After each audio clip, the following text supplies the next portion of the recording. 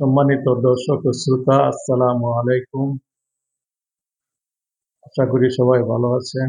আমি আপনাদের দোয়ায় ভালো আছি।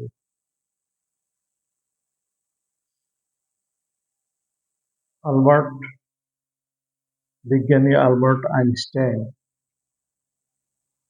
তার নামে একটি কথা মুসলিম বিশ্বে বেশ সুপরিচিত হয়ে উঠেছে।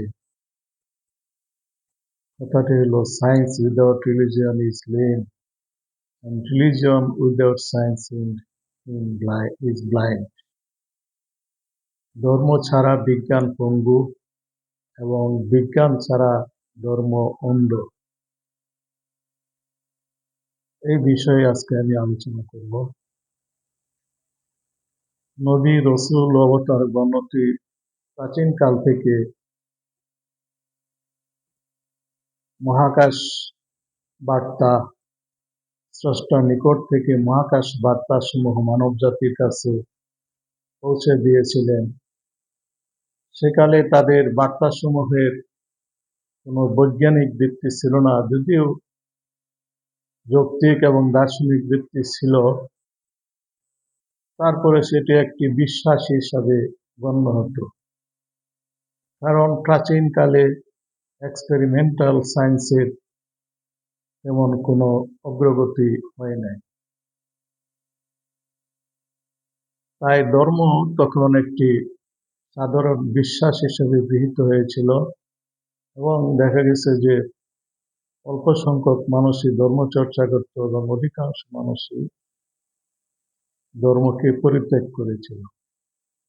1400 বছর পূর্বে মহাকাশ থেকে পবিত্র কুরআন মহানবী হযরত মুহাম্মদ সাল্লাল্লাহু আলাইহি ওয়াসাল্লামের উপর অবতীর্ণ হয় এবং ধর্ম একটি পূর্ণতা লাভ করে। পবিত্র কুরআনের একটি শক্তিশালী যৌক্তিক এবং দার্শনিক ভিত্তি আছে, কিন্তু সেকালে বৈজ্ঞানিক তেমন কোনো উন্নতি হয় নাই, এক্সপেরিমেন্টাল সায়েন্সের তেমন কোনো অগ্রগতি সাধিত হয় নাই। তখনও ধর্ম একটি সাধারণ বিশ্বাস হিসেবে গৃহীত হয়েছিল।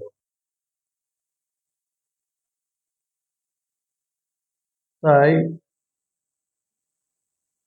অধিকাংশ মানুষ ধর্মের প্রতি উদাসীন থাকত।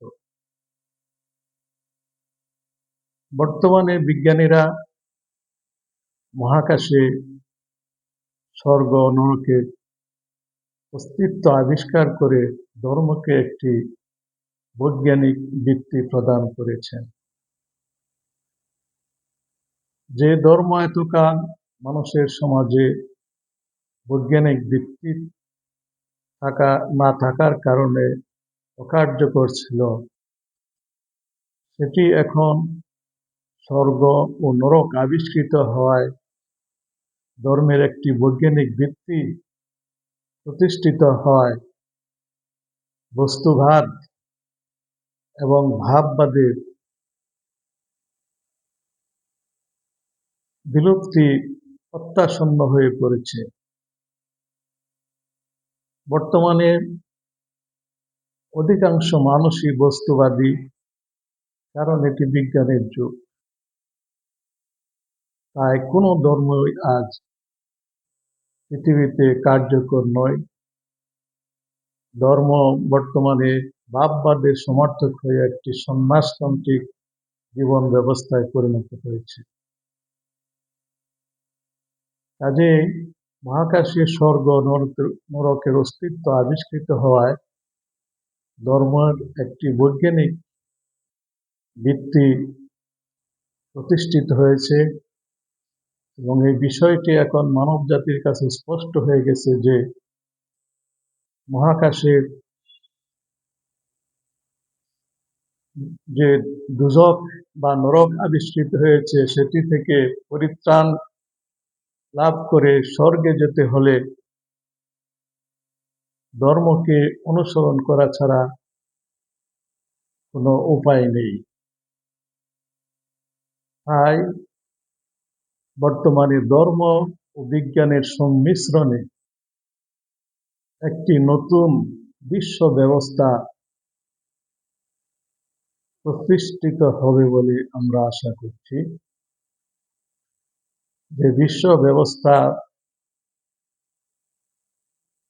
থাকবে ধর্মীয় এবং বৈজ্ঞানিক ভিত্তি, যাকে বিজ্ঞানী আলবার্ট আইনস্টাইন বলেছেন, ধর্ম মানব জীবনের লক্ষ্য নির্ধারণ করে, সেই লক্ষ্যে পৌঁছার পথ দেখায় বিজ্ঞান। তাই ধর্ম ছাড়া বিজ্ঞান পঙ্গু এবং বিজ্ঞান ছাড়া ধর্ম অন্ধ। পবিত্র কোরআনেও এই বিশ্ব ব্যবস্থার উল্লেখ পাওয়া যায়। বিজ্ঞান ও প্রযুক্তির ব্যাপক উন্নয়ন সাধন করে একটি সঠিক ধর্মচর্চার মাধ্যমে মানবজাতি নরক পার হয়ে স্বর্গে পৌঁছতে পারবে, এই কথাটি পবিত্র কোরআনে বারবার উচ্চারিত হয়েছে। তাই মুসলমানগণ প্রতিদিনই প্রার্থনা করেন যে রব্বানা আতিনা ফিদ দুনিয়া হাসানা ওয়া ফিল আখিরাতি হাসানা ওয়া কিনা আযাবান নার। হে মহান প্রভু, আপনি আমাদেরকে পৃথিবীতে সুখ শান্তি ঐশ্বর্য দান করুন এবং পরলোকেও সুখ শান্তি ঐশ্বর্য বা স্বর্গ দান করুন এবং আমাদেরকে নরকের অগ্নি থেকে রক্ষা করুন। আমেরিকার বিজ্ঞানী মাইকেল এইচ হার্ট দি 100 নামক একটি পুস্তক লিখেছেন। তিনি এই পুস্তকে পৃথিবীর 100 শ্রেষ্ঠ মনীষীর জীবন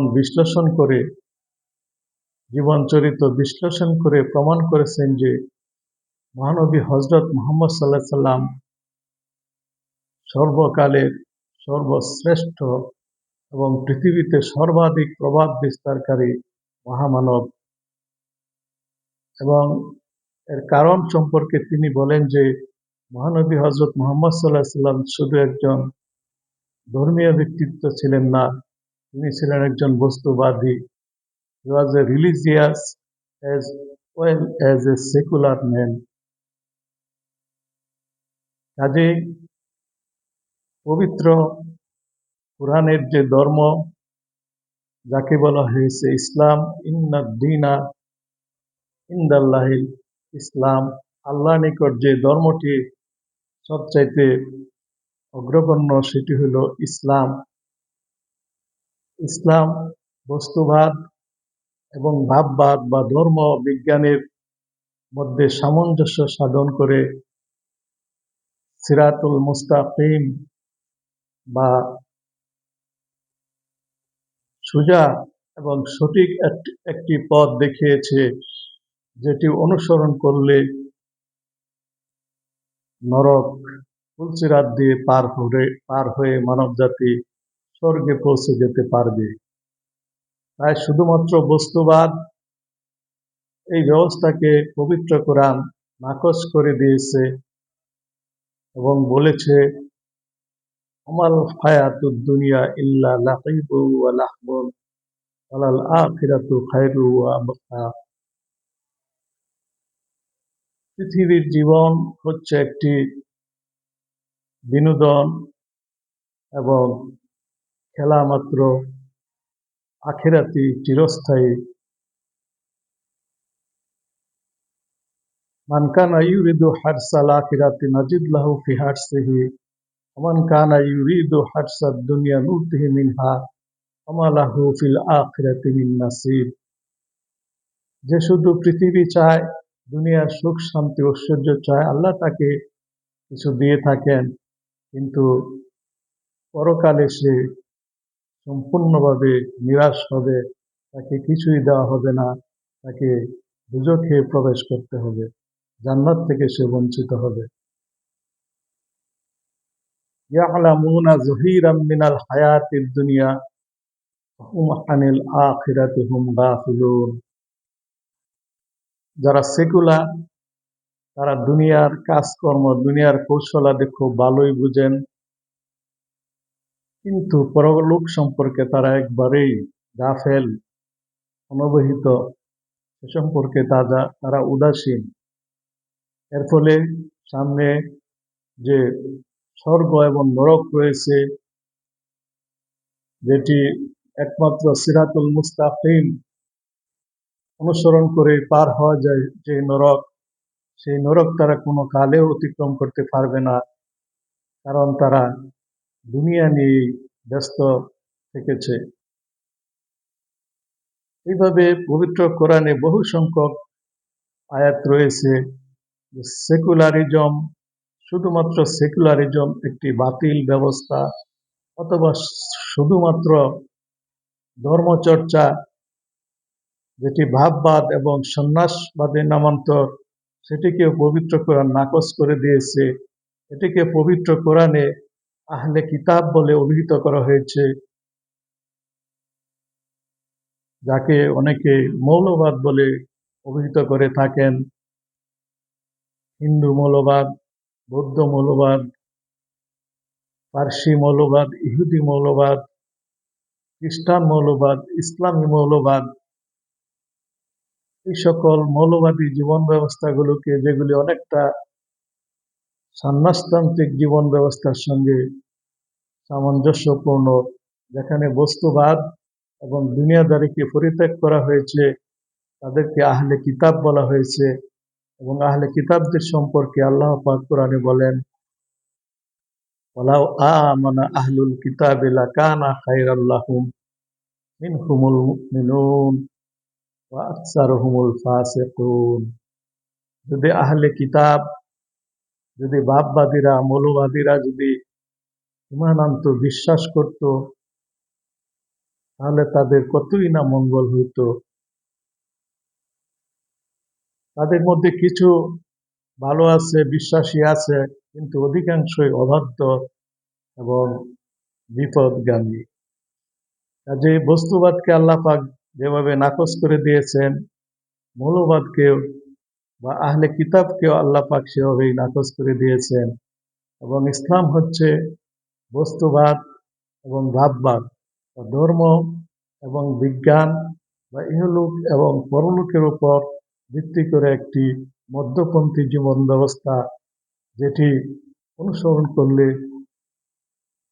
পরকালে নরক অতিক্রম করে চিরস্থায়ী স্বর্গে যাওয়া সম্ভব এবং পৃথিবীতে একটি সুখী সমৃদ্ধ জীবন যাপন করা সম্ভব। এ বিষয়ে পরবর্তী সেশনে আমরা আরো আলোচনা করব ইনশাল্লাহ। আসসালামু আলাইকুম ওয়া রাহমাতুল্লাহ।